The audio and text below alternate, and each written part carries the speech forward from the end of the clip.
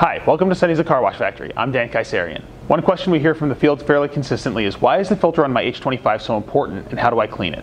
So today we're going to discuss the importance of the filter and walk through the process of cleaning and reinstalling it. So why is the filter so important? Contrary to what you might think, likely as a result of your experiences, the filter is not installed on the pump feed line just to make your life more difficult. Yes, it gets clogged and needs to be cleaned periodically, but that's exactly what it's designed to do.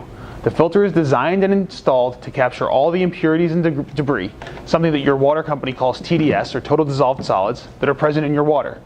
So depending on the quality of the city water or the reclaimed water being fed to the pump, actual service intervals on your strainer may vary. In some cases, the filter will need to be cleaned once a day. In others, you may go months without having to clean the filter. So at this point you might be thinking, Dan, why should I bother? This sounds like a hassle.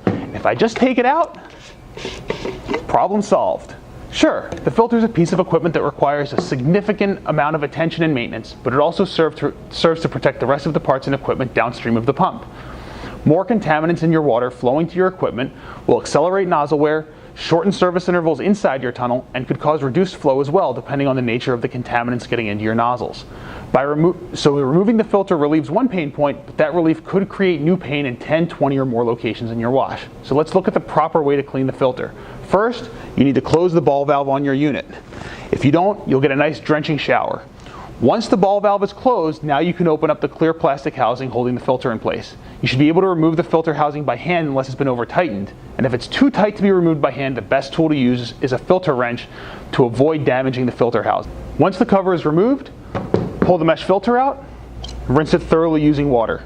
Once the mesh is clean, inspect it for any damage that would allow debris to bypass the filter. If the filter is damaged, you can order the mesh replacement. These are relatively inexpensive and, as we already mentioned, can reduce your costs downstream, so I would recommend keeping at least one in stock.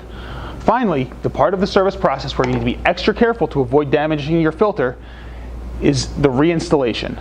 The trick to getting the mesh back into the housing without damaging it is to insert the mesh into the manifold first. By doing this, you can see the back side of the mesh through the clear housing, so you don't crush it during installation.